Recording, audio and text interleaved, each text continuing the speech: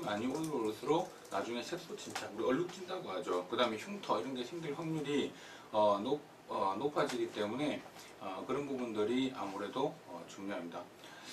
질문 중에 지금 임신 중일 때 약물 복용이 어려운데 보습 관리를 잘 하면 되나요? 사실 임신 때 여드름이 생기는 경우가 조금 힘들긴 하죠. 이게 여드름 약 자체가 임신일 때 사용할 수 없는 약들이 워낙 많이 있다 보니까 바르는 것도 마찬가지입니다. 그래서 보통 바르는 거는 항생제 계통으로 들어가는 연고를 보통 많이 처방을 하게 되고요. 그 이외에는 보통 이렇게 방법이 없기 때문에 보통 보습 관리에 좀 집중을 해주시는 수밖에 방법이 없습니다. 너무 이제 클렌징을 세게 한다거나 이렇게 과하게 문질러 주는 것도 여드름을 나쁘게 만들어주는 요인이니까 그건 좀 주의를 하시는 게 좋아요. 자, 또 뭐 우리 그러니까 옆에서 보니까 여드름이 잘 안 보이죠. 이제 옆에서 보면 정말 많아요. 네, 피부가 갑자기 뒤집어져가지고. 왜 스트레스 내가 많이 줬나? 아니에요. 내가 스트레스를 안 줘? 하여튼 여드름이 좀 많이 올라와 있다, 네, 그죠? 맞아요.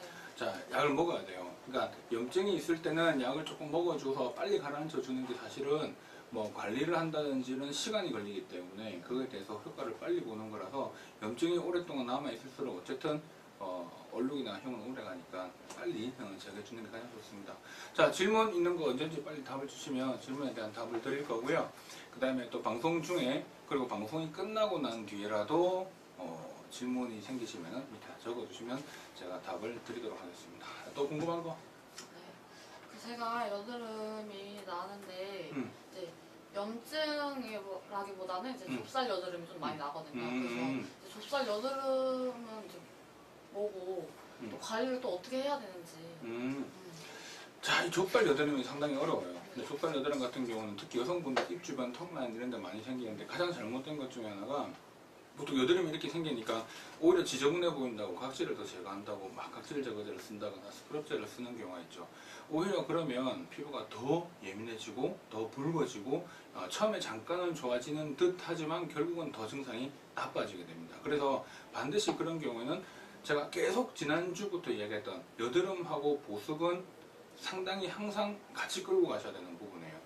이게 피부 장벽이 무너졌을 때 생기는 증상 중에 하나인데 특히 여성분들 이렇게 입 주변에 오는 경우는 보통 클렌징을 과하게 하는 경향이 좀 있으신 분들이 많아요. 그 다음에 좀 대부분의 경우 한 반수 정도에는 가렵다고 얘기합니다. 그래서 그런 가려움증이 만약에 동반되는 경우에는 약을 조금 드셔야 돼요. 이게 2, 3일 정도라도 약을 먹어서 빨리 그 가려움증을 해소시켜 주는 것만으로도 피부 아래에 들어간 염증 물질들을 빨리 없앨 수 있기 때문에 그것만으로도 상당히 도움이 많이 되게 됩니다. 자, 하트 좀 많이 날려주세요. 하트. 자, 또 궁금한 거 있나요? 네. 뭐? 블랙헤드는 관리를 또 어떻게 해야 되는지. 블랙헤드 관리 어떻게 해요? 저 같은 경우는 그냥 이제 아무래도 짜거나 불려서 짜는 방법? 그거를 좀 많이 사용하는 것 같아요. 그렇죠. 블랙헤드가 원래 뭐냐면 피지가 모공을 따라서 나오는 것들이 원활하게 배출이 돼야 되는데 배출되지 못하고 그 자리에 있으면서 그 부분하고 공기 중에 있는 산소하고 딱 만나니까 그 자리가 산화 반응, 색깔이 까매지는 현상이 생겨서 까맣게 보이는 거예요. 첫 번째는 일단 클렌징이 잘못된 거죠. 일단 깨끗하게 씻어내지를 못하기 때문에 생긴 현상인데 방금 말한 것처럼 불려가지고 뽑아내는 것도 하나의 방법이긴 해요. 그런데 중요한 거는 너무 자주 이런 걸 하게 되다 보면 오히려 피지를 뽑아내려고 하는 우리가 하는 행동들이 오히려 피지를 더 건드려서 피지 분비가 더욱더 증가할 수 있기 때문에 자, 지저분하거나 보기 싫을 때는 반드시 그렇게 해줘야 되지만 그 이외에는 그냥 우리 일반적으로 클렌징 하는 거에 조금 더 신경을 많이 써주시면 됩니다. 아시겠죠? 그래서 그렇게 하고 질문 아까 잠깐 올라온 거 보니까 약 먹으면 많이 건조해진다던데 라는 질문이 올라왔어요. 그 여드름 약을 먹으면 여드름 약 아까 제가 종류가 두 가지가 있다고 했죠. 아까 제가 항생제만 이야기를 들었는데 여드름 약 중에는 피지를 조절하는 조절제가 있습니다. 이게 연보라색 알약으로 되어 있는 약이에요.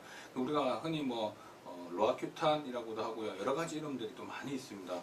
그 성분들이 들어간 약들은 비타민 A 유두체인데 그게 피부를 조금 피지선을 이제 피지 분비를 못하게 막아주는 거니까 피부를 되게 건조하게 만들어주는 역할을 합니다. 그 약은 아까 여드름을 잡아줄 때 예방해주는 약이에요. 여드름이 안 올라오게 만들어주는 약이기도 하고요. 올라왔을 때 이거를 잡아주는 그런 약이기도 합니다. 근데 이 여드름 약의 가장 큰 문제는 뭐냐면 너무 갑작스럽게 피지가 분비가 안 되다 보니까 얼굴이 엄청 건조해지죠. 입술도 갈라지고요. 연줄도 건조해지고 이런 현상이 생기게 돼요. 즉 그런 경우는 지성이지만 이런 약을 먹었을 때는 피부 형태가 건성으로 갑니다. 이 시기에는 건성으로 가기 때문에 흔히 말하는 지성보습이 아니라 건성보습, 좀 더 유분기 있고 수분기가 있는, 그래서 최대한 그런 건조하고 민감해져 있는 상태를 회복시켜주지 않으면 안 돼요. 왜 그러냐면 너무 건조해져서 갈라지면 붉어지거든요. 붉어지게 되고 따갑게 되고 여러 가지 이런 부분의 문제 때문에 그 이후에 다시 여드름이 악화되는 그런 현상들이 생길 수 있어서 보습을 약간 건성적으로 보습을 해주시면 상당히 도움이 많이 됩니다. 그래서 여드름 치료할 때는 보통 약을 먹는 게 많은 분들이 꺼려 하시지만 절대로 약에 대한 부분들은 걱정하실 필요 없고요. 특히 주의해야 될 건 하나 있어요. 우리 방금 제가 피지조절제 같은 경우는 사실 아무한테 못 드립니다. 그러니까 나 그거 먹고 싶어요 하고 오시는 분들이 많거든요. 근데 간혹 그 약은 태아기형 유발을 하는 약이기 때문에 만약에 내가 임신을 해야 돼요, 결혼을 해야 돼요 하는 경우에는 약을 반드시 복용을 하시면 안 됩니다. 그래서 보통은 교과서적으로는 한 달 동안에 한 달 정도의 약을 끊어라 라고 돼 있지만 우리 다 찝찝하잖아요. 주는 사람도 저도 마찬가지고 드리는 사람 입장에서도 찝찝하고요. 환자분들도 괜히 불안한 마음이 좀 있기 때문에 여유 있게 6개월을 약을 끊게 되는 겁니다. 그래서 6개월 정도만 끊는데 간혹 이제 나 약 한 달 반 이렇게 끊었는데 임신을 했어. 자, 그러면 보통 다 괜찮습니다. 보통 문제가 없는 걸로 되어 있으니까 일단 너무 그 부분에서 걱정하실 필요는 없고요. 피부에 대한 그 약이 독하다고 생각을 해서 약을 안 먹고 병변을 키우게 되면 그게 더 치료하기 힘들어지고 문제가 생긴다는 점을 여러분들이 반드시 그걸 기억을 해 주셔야지만이 여드름에 대한 부분들을 관리를 잘 하실 수가 있습니다.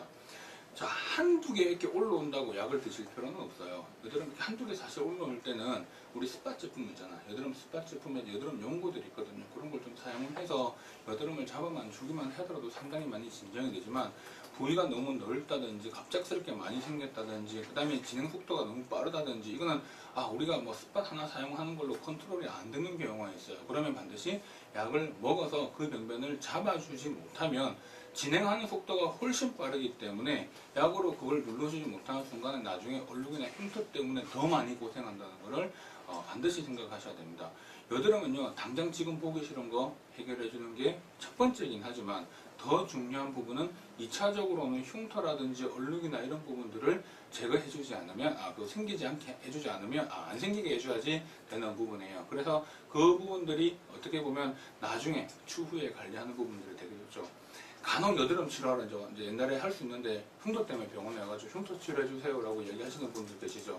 자, 시간과 비용 이것들이 실질적으로 상당히 오래 걸리게 됩니다. 자, 여드름은 또 질문이 들어왔는데요. 여드름은 관리나 레이저를 받으면 완치가 되나요? 자, 여러분들 하나 그럼 질문 하나 해볼게요. 땀 흘리는 거 막을 수 있어요? 땀. 나 여름철에 땀 안 나게 만들어주세요. 할 수 있어요? 못하죠. 정상적으로 분비되는 거예요. 하지만 여드름이라고 하는 건 너무 과하게 분비되기 때문에 생기는 문제 중에 하나거든요. 그래서 이런 여드름 부분들을 잡아주는 거는 내가 피지 자체를 완전히 안 나오게 만들어 주세요 하게 되는 순간 피부는 더 건조해지고 민감해지고 여러 가지 이런 부분들이 생기기 때문에 과하게 나오는 거를 잡아준다라고 생각을 하셔야 되고요. 그 다음에 이거는 관리의 개념으로 들어가야지 내가 뿌리를 뽑고 완치를 하겠다는 생각으로 접근을 하시면 안 됩니다. 보통의 경우는 관리를 한번 하고 레이저를 좀 치료를 받고 나면 꽤 오랜 기간 동안 여드름이 안 나는 상태로 유지가 되긴 해요. 자, 그럼 또 하나 물어볼게요. 본인들 스트레스 안 받아요? 식습관 잘 규칙적으로 먹어요? 술 안 먹어요? 화장 뭐 제대로 지우고 안 하고 다 해요? 안 하잖아요. 본인들도 생활 습관의 패턴들의 교정이 없는 상황에 또 여성분들은 또 한 달에 한 번씩 마법이 걸리잖아. 자, 그런 것들 다 어떻게 보면은 여드름이 생길 수밖에 없는 그런 조건들을 볼 때 단순하게 치료를 여드름에 대한 것들을 관리를 통해서 그다음에 시술을 통해서 완치가 되나요 하기 전에 본인들이 하고 있는 생활 습관의 패턴들이 교정이 되지 않으면 이 치료를 하는 것에서 재발하는 부분들은 또 어쩔 수가 없는 거죠. 그래서 반드시 이런 부분들을 머릿속에 잘 알고 계셔야 돼요. 그러니까 단순하게 치료뿐만 아니라 교정, 생활 습관의 교정이 같이 끌고 가줘야지만이 여드름에 대한 부분들을 많이 개선시킬 수가 있습니다. 사실 여드름은 간혹 이제 우리나라 말로 사람들이 뭐라고 이야기하냐, 뾰루지라죠, 뾰루지. 뾰루지. 자, 뾰루지 났어요 하고 병원에 오면 저 여드름입니다. 이거 뾰루지인데 여드름 아니고요. 하지만 같은 말입니다. 여드름입니다. 종류가 워낙 다양하고 개수가 1개가 나더라도 여드름이고요. 10개가 나든 20개가 나든 다 여드름입니다. 근데 그 여드름의 정도가 심한 경우에는 나중에 그 뒤에 오는 관리나 치료 방법들이 너무 힘들어지기 때문에 반드시 초기에 잡아주면서 관리를 해주는 그런 습관, 그리고 주변에 본인들의 생활 습관들을 조금 교정을 해주고 보습, 이걸 항상 끌고 가는 게 좋고요. 한 가지 오늘 내가 마지막 팁을 한 개 드릴게요. 팁을. 여드름이 생기신 분들한테 제가 꼭 한번 드리는 팁이 있는데, 비타민C 꼭 챙겨 드십시오. 비타민C를 드시라고 하는 이유가 있습니다. 이 비타민C를 드실 때 조금 고용량으로 드시면요, 비타민C가 실제로 콜라겐 합성을 유도시켜주는 역할도 하고요. 그 다음에 색소 침착을 좀 잡아줘요. 그러니까 여드름이 생기다 보면 아무래도 얼룩도 좀 질 수도 있고 흉이 생길 수도 있죠. 평소에 비타민C를 좀 먹는 분들은 이런 흉터가 생길 확률이 조금 떨어지고요. 그 다음에 얼룩이 질 확률들이 떨어집니다. 그래서 평소에 비타민C를 좀 잘 챙겨 먹는 것도 어떻게 보면 여드름의 교정에 좀 도움되지 않을까라고 생각합니다. 자, 좀 도움됐어요? 얼마나 공부를 안 했으면 얼마나 공부를 안 했으면 이게 정말 도움이 됐다고 얘기를 하지. 자, 그래요. 오늘 여러분들하고 오늘도 15분 동안 여드름에 대한 이야기를 또 했습니다. 다음 시간에도 제가 또 다음 주 금요일 이 시간에 여러분들과 함께 다시 피부에 대한 궁금증 이런 이야기들을 또 하도록 하겠습니다. 자, 그럼 다들 고생하셨습니다. 수고하셨습니다.